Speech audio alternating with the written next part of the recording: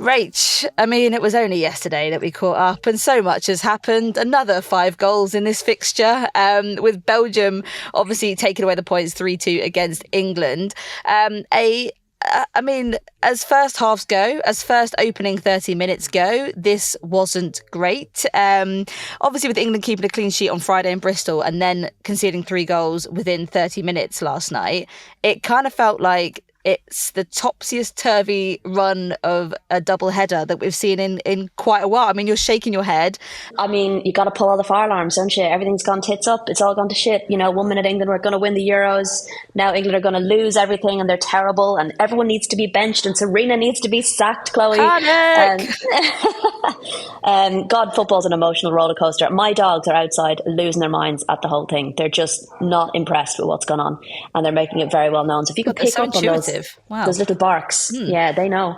I think if ever something like that's going to happen, it's going to be a double header match because, I'm always banging on about it, the cliche of the other team learning more in the second leg. And I think sometimes you do see that across these double headers in the Nations League. And that's exactly what we saw last night. Belgium got their game plan spot on. Tessa Woolard, of course, a key player for them and showed you the hole she left when she wasn't playing on Friday. I think there's a couple of things. I think we've got arguably an injury hit England squad that has been managing without Greenwood, without Hemp and without Stanway for a little while. And I think we kind of had felt like, okay, England have found their rhythm now without these players and they know how to play without them. Okay, everyone can breathe a sigh of relief, although we're all hoping that they're going to be back for the Euros. Then after that wonderful performance, they're like, now we're going to take out Russo and LJ. Let's see how you manage without them. And I think that provides a little bit of context in terms of opportunities, quality opportunities being created, actually scoring goals with the possession you have. And then players just had bad games. Like, I don't think there's not some conspiracy behind why some players play badly. Sometimes players play badly. And I think the problem is when you've got multiple players having a bad night, it can go badly wrong very quickly. I was going to say, and that it did. I mean, within 4 minutes, obviously Tessa Woolard started for Belgium, returning from that injury, one of 4 changes to their starting 11. I mean, the errors that you were talking about there, you've got to pick out Niamh Charles. Ball over the top of her head. It felt like she was ball watching, not on her A game at all. I think she had a better game afterwards. But my God, I mean, that was such a basic error, completely exposed the back line.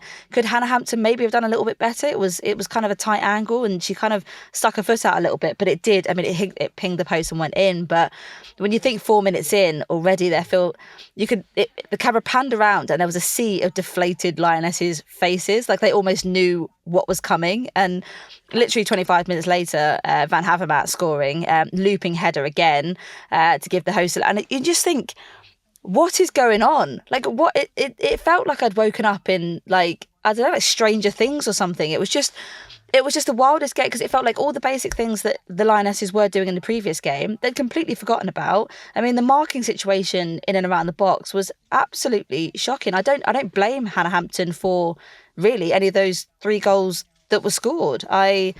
That was defensively a absolute shambles. How can you have balls being whipped into the box low? I mean, Really Bright didn't even attempt to get a foot on the second goal that went in. And there was no like heart in the defence, no bodies on the line, no kind of, grit there. That felt missing to me. I mean, what was your take on it?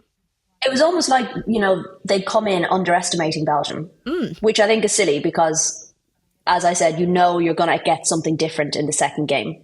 And it was almost like they thought, well, like, we didn't have loads to do defensively on the Friday, like, this would be grand. And then suddenly they were shell-shocked. They didn't react quick enough at all to the fact that they were being exposed and leaving spaces that Belgium were exploiting again and again.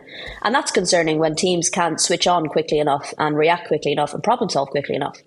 I do think that was addressed with the halftime changes, and I'm very glad Serena made halftime changes, and it's good to see that kind of willingness you'd nearly wonder, would she make changes in the first half? But I think making those changes at halftime were really important, because I think Millie Bright and Niamh Charles were struggling. And like I said, I'm not going to try and say they're tired, they're this, they're that, the other. They just both have bad games. And I think it was unfortunate, particularly when if you're a striker having a bad game. I don't think Keats had a brilliant game. If you're a striker having a bad game, it's less detrimental to the overall match. That's obvious, yeah. If you're having two defenders having bad games, it's going to be much more obvious. And we don't need to hammer home on it. Like, they know they didn't play well. They're going to be able to come back from it. They're going to be able to look at that footage and be like, what was I doing? So I do think there was an element of underestimating Belgium. I think Belgium probably thought England might underestimate them. They also knew they've done this before. They've beaten them 3-2. There's some fucking voodoo on that stadium. I think it's the team. It kind of feels like a bit of a bogey team. There's something about it, you just don't know which way that fixture is going to go. And I think the only saving grace seemed to be just before halftime. Beth Mead's obviously penalty when she was brought down in the box. I mean, great penalty. Yeah, she did. I thought she had a really good game. I think she was one of the players that I don't think a lot of the responsibility for what's happened can fall massively on your shoulders. I think it was a really coolly taken penalty, and she knew that was an absolute pivotal moment in the game that gave England hope.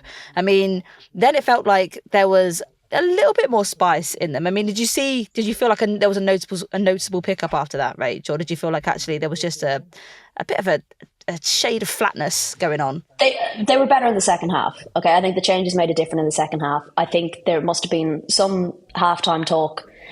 And I think it's one of those games that you barely even need a halftime talk. Leah Williamson was getting them down the tunnel quickly. And I think now, so there was definitely an element of that. I do think there was an improvement in the second half, but also you have to factor in Belgium are probably like, well, we went 3-0 up, 3-1. We've done a bloody good job. We've made it really hard for them now to get. We've talked about this 2-0, always a bit of a shaky scoreline, because once they get one back, suddenly you're like, actually. 3-1, you've got that extra little bit of cushion. So there's also the element of that you're not necessarily seeing the same type of throwing the ball long, getting in behind.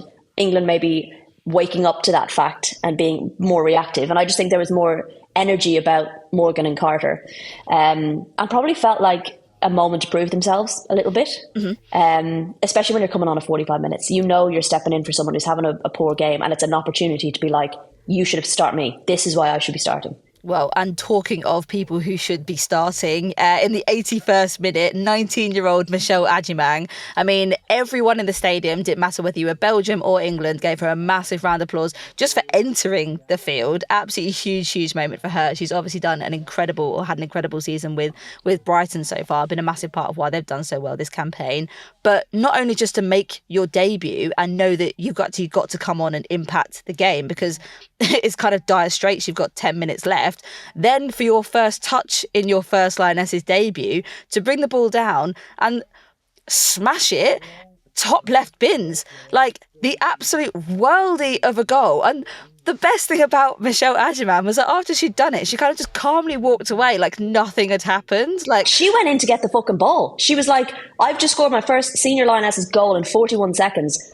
Doesn't matter, get the ball, we need another goal. And I absolutely rate that. There was a calmness to like what she'd just done. Like, if I'd have scored an absolute worldie like that Lioness's debut, I'd have been carrying that ball and I'd have gone jogging around the stadium asking for autographs, my God, and an MBE. But yeah, I think she was just it was like a real touch to not only her talent, the composure that she has, the ability that she has to impact games so early doors. And I don't want to big her up too much. I don't want to put too much pressure on her. That is an incredible start to a debut. But at the same time, like you said, the professionalism that she showed there in kind of getting that ball back and understanding that in that moment, the celebration, whilst amazing, was not over at all by any means. But that did feel like a really big win in a game that was very disappointing for Lioness's fans. I mean, what I think what's really impressive about her is she's so important that she's playing up for the under-23s.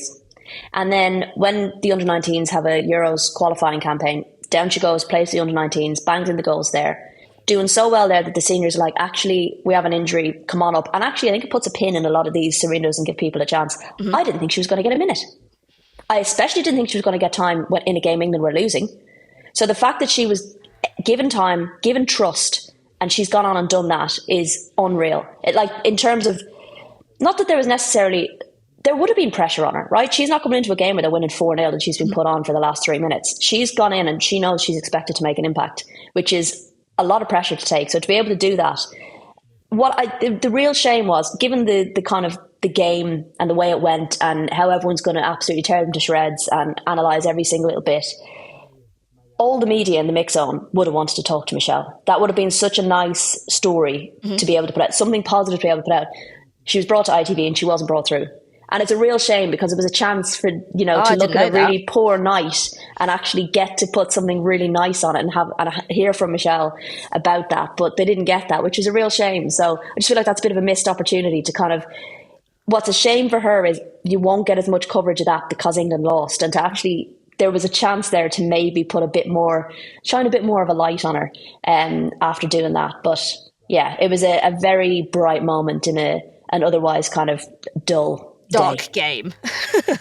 Well, Sassy V said on her goal, the composure she had and the calmness, it really was incredible. We do have to celebrate that a little bit for her. And to be fair, socials did absolutely pop off across the board. Explosions all round.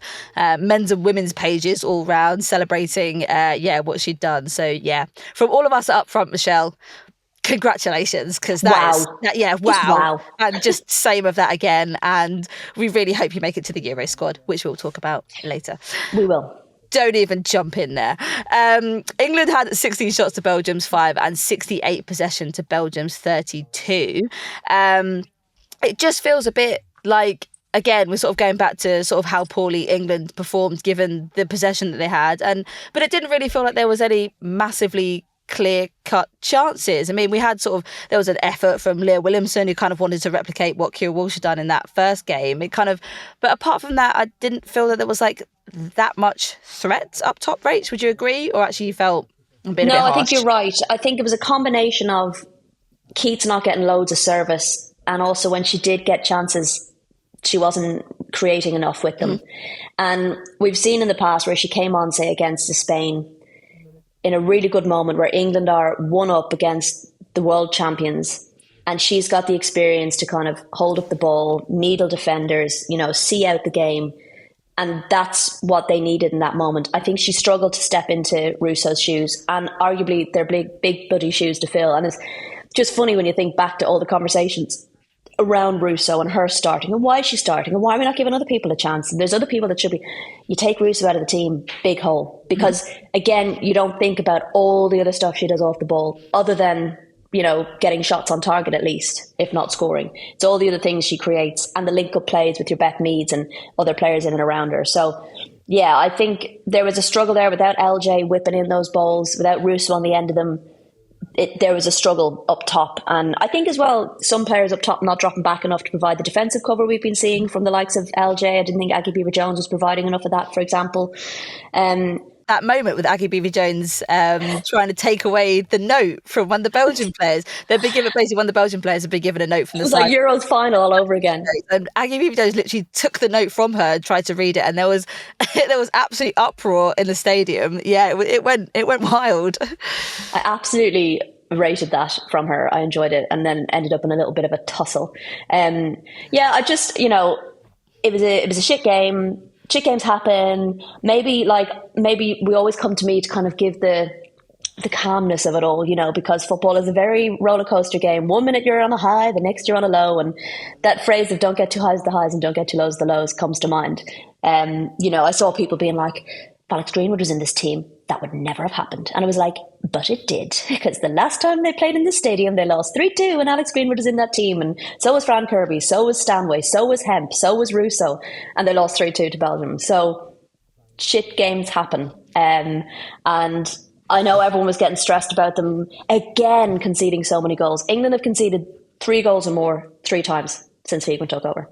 That's it. Listen, if women's football is like a theme park, you're like the kind of the calm, boring ride. Smooth. Yeah, you're like the kind of like the teacups or something like that. Whereas women's football is like the fucking water rapids. Roller coaster. Yeah. And everyone's just going, I don't think everyone needs a bit of both. You can't continuously be on the water rapids. When you get off that one, you get onto my nice little calm one going, everything's fine. It's okay. Don't be worried. It's fine. Well, obviously now there's not panic setting in, but obviously we're getting so people close. Are like, I knew Serena was shit. Get her out. She should never be the manager. Should have been Emma Hayes. But obviously you can understand why people are sort of, growing a little bit concerned. 3 months until the Euros. And then Sassy Weeks says, as a team, we definitely had to do things better. It's April now. I'm not concerned. So she's given a bit of that teacup mentality, which is fine. But obviously, after that game, the table does look a little different now. Spain now top after they thrashed Portugal, just a 7-1. And England now in second. They host Portugal next before travelling to Spain in the final game of their Nations League campaign. And what a tasty fixture that is set to be.